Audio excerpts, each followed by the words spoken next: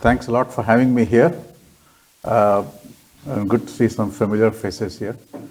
Uh, there are a lot of good causes in the world, and they do a lot of good work. But most of these have this challenge that they need to keep getting new source of funding. People need to keep giving so that they can keep doing the good job they do. And when we started the Foundation for Excellence, by the way, I'm no longer the president, I'm on the board, but I was president for first 17 years, but I'm no longer the president of Foundation for Excellence. So there's a correction in the way that I was introduced.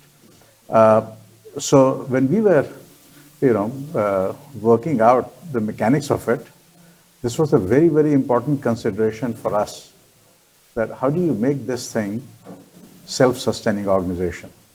So let me just talk about what Foundation for Excellence is, what it does, and then I'll talk about how we are trying to make it self-sustaining, the circle of giving. So the Foundation for Excellence is really based on the core premise that the most talented people have, make a disproportionate impact on the society, and that talent should not go to waste. So we targeted, we focused on India, and we focused on the kids of really, really poor families. Typically, no one has been to college before. They're kids of, maid servants, street vendors, landless laborers and stuff. But those kids, who are talented enough to get into highly, highly competitive, places like IITs for engineering or medical colleges for medical education. So if you are that talented that you can get into that talent should not be wasted. And these kids have no prayer of paying those fees because they just come from really, really poor families. So those are the kids we support, and we give them scholarship, no strings attached, except one, and that is coming out of an engineering school, good engineering school or a medical school. They make enough. They can pull the entire family out of poverty. They can have a decent life. They can educate their siblings. And once they have done that, we expect them to fund the education of two such kids. So pay forward model. And that thing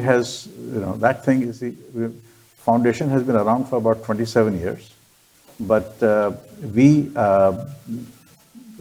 couldn't do this until we got the organization in India to be able to raise money locally, and you had to go through the compliance and regulations and the Reserve Bank kind of qualifying tests and stuff. So it took us a while to get all that thing, but now that all those things are in place, it's been very, very satisfying.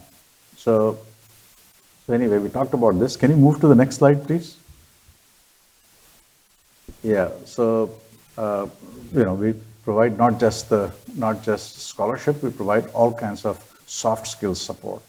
Typically, these kids come from our kids. We take it for granted that they have certain social skills, but people who are coming from really, really poor backgrounds, they just don't have that. They don't know how to interview. They don't know how to communicate in English. They don't know how to ask questions.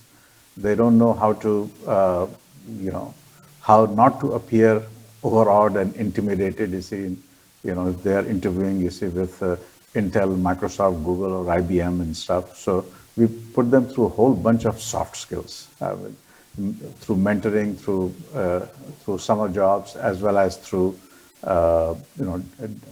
specially designated courses. Next one, please. Yeah, so this is how the circle of giving works. We find the student, or the student finds us. We give them the money. They graduate. At some point, they're in a position to give, and they start giving.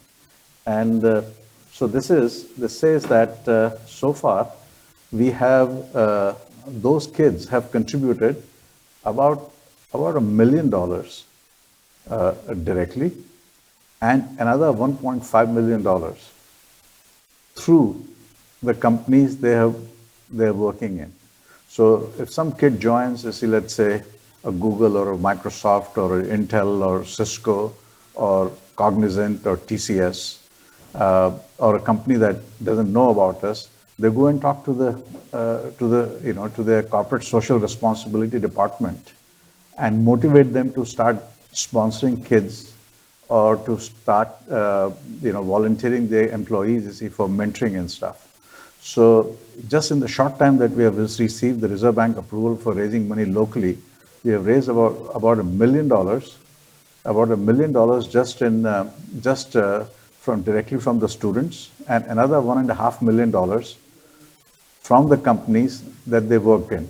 So this circle of giving thing has worked, incredibly well for us, and we think that over a period of time, Foundation for Excellence has the potential for being completely self-sustaining. We have the scholars that we have given money to a while ago. We want them to over time, take leadership position within the organization. So we have 2 kids. I shouldn't call them kids. I mean, they're in late 30s, early 40s, who are on our board, in FFE India, and we have one kid here. He's a head of AR engineering at Google, and he is our board he participates on the board here, and our hope is that in another 10-15 years, when people like us are too old to continue, these are the people who have the passion to keep the baton forward. The problem in India is huge. So the thing what we are doing is, makes a difference, makes a significant difference to the families of the kids who get the money.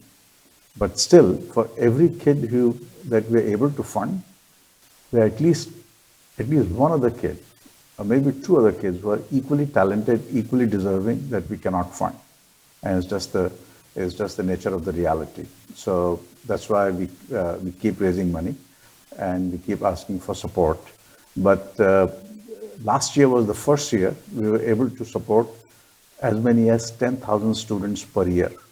And this year, I think, has gone down to about 11,000 students per year. And this is not we are the largest scholarship giving organization for higher education in India. And yet people don't know about us. And there's a good reason for it. We get enough applications to basically, it stretches our resources anyway. If we started promoting or marketing Foundation for Excellence in India, there will be far more disappointed kids than we have today.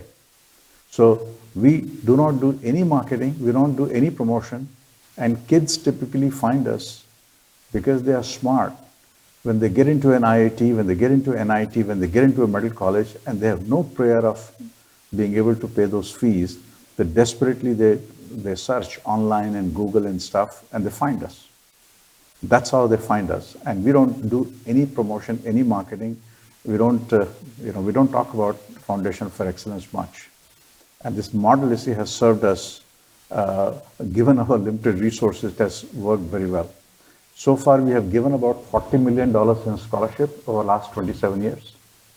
And the good news is, the very good news is that now we raise more money in India than we do here. Thanks to this corporate social responsibility program that Government of India had launched a few years ago. Now we are raising twice as much money in India as we are doing here. And that's the way it should be. Ultimately, this is the problem for India to solve. So it's been a tremendous journey. The kids that we have funded, some of them have come on their own to US. We don't bring them to US. We just give them undergrad education in India. Some of them have come here, and they are cream de la cream of India. The kids have come. They have done PhD at Stanford, MIT, Berkeley, Cornell, Northwestern, Chicago, and a large number of them are working at companies like Google and Intel and Cisco and Microsoft and all kinds of companies. And there are few doctors also. There's one guy who is head of radiology at the world's #1 hospital, Mayo Clinic. And he leads some branch of radiology, and he's the head of that, and he's about to do a startup in that space. So these are absolute cream of the cream, you see, from India. They just happen to come from poor families. And when these guys, you see, become successful, they don't just limit themselves to supporting 2 students in their lifetime. They support about 2, 3 students per year. And that's how the circle of giving, you see, continues. So thank you for giving me this opportunity, and thank you for sharing that, and good to talk to you. Thank you.